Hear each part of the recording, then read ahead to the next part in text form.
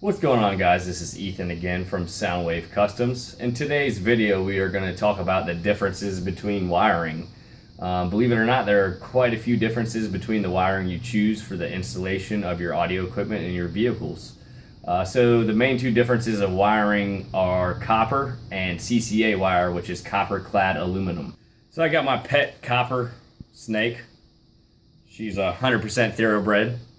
No, just joking, guys. But anyways, so the difference between CCA and true copper, there's quite a few differences, and I want to explain it to our average customer or any average customer. If I didn't know about car audio myself, I would think, hey, what's the difference between shoelaces and shoelaces? And maybe there is some difference that I'm not aware of. I'm not a shoe salesman.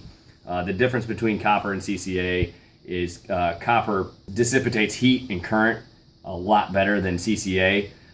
Copper is a conductor of electricity, where CCA is just literally copper coated. So for example, this watch is a stainless steel watch. Imagine if this watch was gold plated. You could literally scratch off or rub off the gold plating. It's not true gold. So same thing with the wiring. True copper is a little different than CCA wire, which is copper dipped for the most part. It makes a huge difference in dissipating heat and current to your amplifier, to helping your amplifier's efficiency and getting what the factory rates that amplifier at. So does wiring truly make a difference? It really does. Here's actually a test set of wiring. This is CCA 8-gauge wire that we put on a load resistor, which is basically your amplifier. And we did it for, I don't know, about 10-15 minutes.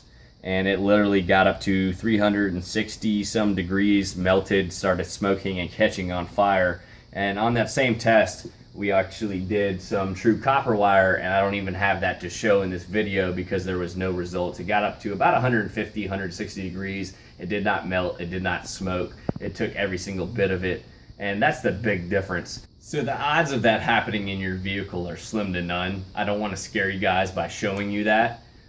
It is a possibility, but once again, it boils down to the efficiency of your amplifier. So just for that example, that shows you, what that wire can't really do compared to the true copper wire.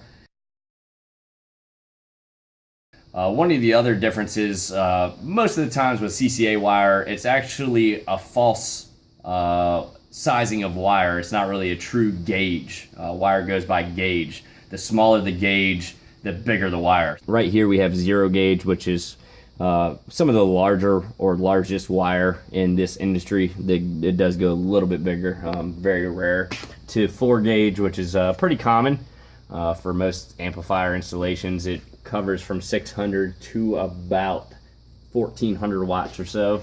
And then you have 8 gauge, which is from about 0 to 600 watts. Of course, 8 gauge, bigger the number, smaller the wire. And then these guys over here, this is basically speaker wire. You have 12 gauge for some bigger or more power handling speakers, to 16 gauge speaker wire. You could see the sizing difference between the wire strands and the actual sheathing around the wire. And of course, the smaller sheathing in the bigger wire is true copper. The bigger sheathing in the smaller wire is actually CCA wire. When you look at it from the outside, it's literally the same size wire. So, your average consumer, you guys watching, would never know the difference. So ultimately, you're just suffocating your amplifier, what you spent good money on. When the factories rate the amplifier, they are rating it at a perfect bench test efficiency. So the wire, the RCA cables, the way it's installed, the ground, the whole 9 yards actually factor in that true rating, whether it's 500 watts or 1,000 watts to that amplifier. It could be a fire hazard if you're running the cheap wire to actually a true rated or wattage amplifier. I've seen cars many a times that actually have caught on fire because of amplifier wiring, the wrong wiring, the wrong way to wire it. So it's really a big thing. Once again, wiring is the heart of an install, which factors into my next point is you're paying your, good money on installing the amplifier, and the most time consuming and costly part of the install of an amplifier or amplifiers is running the wire, running it through your firewall to your engine bay to where most batteries are located, even though some batteries are in the trunks of some vehicles. It's running it through the panels, under the carpet, the whole 9 yards. And that's, like I said, the most time consuming and costly manner to running an amplifier for installation purposes. So you might as well do it right, get the true wire, help your amplifier out, once again, which you spent good money on, and get the most efficiency out of that amplifier that you got. We hope this video was informative and helpful. Please check us out, like us on Facebook, Instagram, check us out YouTube, soundwavecustoms.com.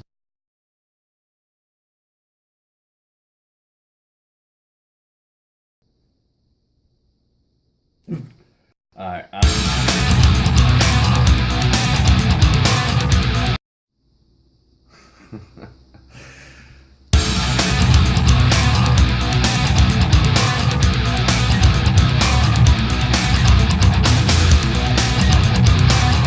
Your amplifier and not actually giving your